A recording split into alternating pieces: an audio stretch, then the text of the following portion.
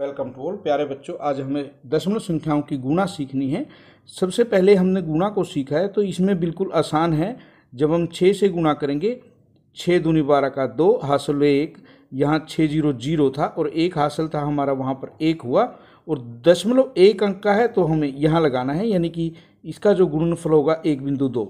या हम सीधा ही 6 दूनी 12 लिख दें और 1 अंक यहाँ दशमलव के बाद है तो यहाँ भी 1 अंक बचना चाहिए, हम उसके बाद बिंदु लगा सकते हैं।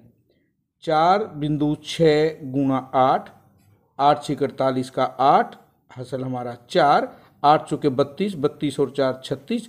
यहाँ दशमलव के बाद 1 अंक है, यहाँ भी 1 अंक होना चाहिए, तो इनका गुणनफल 36.8। जैसे हम पहले गुणा करते हैं उसी प्रकार हमें अब गुणा करनी है। सिर्फ हमें दशमलव के बाद के अंकों का ध्यान रखना है। 5 एकम 5, 5 सते 35 का 5 हासिल 3, 5 दूनी 10 और 3 13। यहाँ दशमलव के बाद 2 अंक है तो ये 2 अंक हमारे होने चाहिए। दशमलव हमारे पास, दशमलव के नीचे आप कहीं कि दशमलव लगाएं, ये अंक उसी प्रकार छोड़ दें तो 13.55 हमारे पास इनका गुणनफल होगा। उसके बाद हमारे पास है 4 से गुणा, 4 एकम 4, उसके बाद है दशमलव, 4 0 0, 4 दूनी 8, तो हमारे पास 80.4 होगा।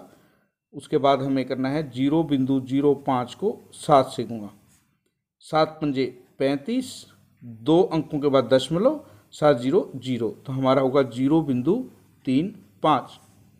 211.02 गुणा में 4, 4 दूनी 8, 4 0 0, 4 एकम 4, 4 एकम 4, 4 दूनी 8, तो हमारे पास 844.08 आएगा। उसके बाद है 0.86 को हमें 2 से करना है। 2 6 12 का 2 हासिल 1, 2 8 16, 16 और 1 17, 2 अंक हमें छोड़ने हैं तो यहाँ पर हमारा 1.72 इनकी गुणा होगी। इसके बाद हमें दिया है एक आयत का क्षेत्रफल ज्ञात कीजिए। इसकी लंबाई 5.7 सेंटीमीटर, चौड़ाई 3 सेंटीमीटर है। लंबाई हमें 5.7 सेंटीमीटर दी है, चौड़ाई 3 सेंटीमीटर, और आयत का क्षेत्रफल हमें पता है लंबाई गुणा चौड़ाई होता है, तो 5.7 गुणा 3 वर्ग सेंटीमीटर होगा। 5.7 को हमें 3 से गुणा करना है। 3 सता 21 का 1 हासिल 2, 3 पंजे 15 और 2 17, 1 अंक हमारा पॉइंट के बाद है तो यहाँ पर पॉइंट हमारा लगेगा 17.1 वर्ग सेंटीमीटर से इसे तरह लिख सकते हैं, या वर्ग सेंटीमीटर से हिंदी में हम इस तरह लिख सकते हैं। उसके बाद अब हमें गुणा करनी है। यहाँ पर देखिए सभी में हमारे पास तीनों में 10 से गुणा है। इसको हम इस तरह से लिखें, यदि दशमलव खत्म करें और गुणा 10 करें तो इसका गुणनफल हमारा क्या हुआ, 13 हुआ। आप देखेंगे जब हम गुणा करते हैं तो दशमलव यहाँ पर हमारा 1 अंक दूसरी तरफ चला गया।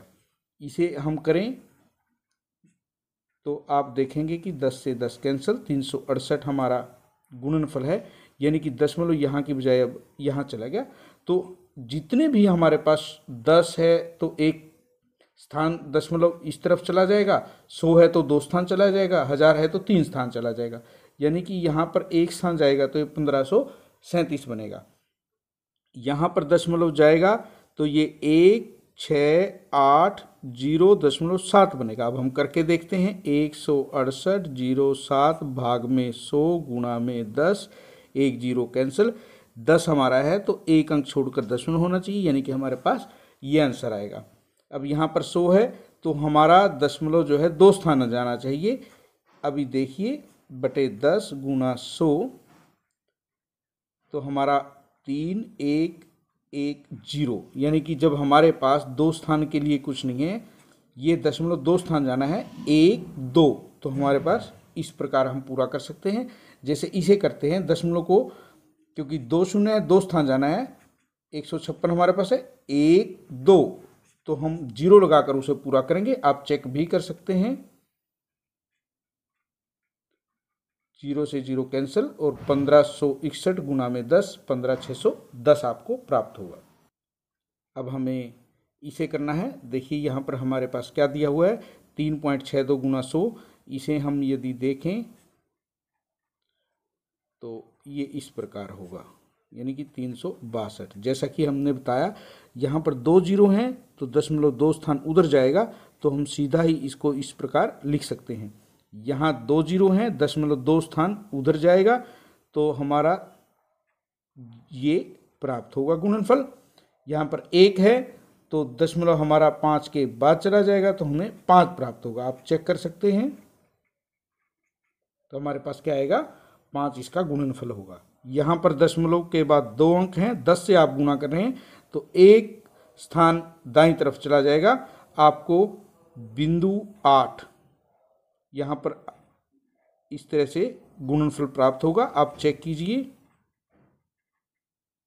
तो आपको 8/10 मिला, 1 जीरो है, 1 अंक छोड़कर हम दशमलव लगाएंगे तो हमें 0.8 मिलेगा। यहाँ पर 2 जीरो हैं, 0.2 स्थान जाएगा, हमारे पास 1 ही अंक है, 1 2 तो हमें 90 प्राप्त होगा। चेक करते हैं, 9 गुणा में 10, 90 प्राप्त होगा। अब इसे हमें करना है, यहाँ पर 3 जीरो हैं,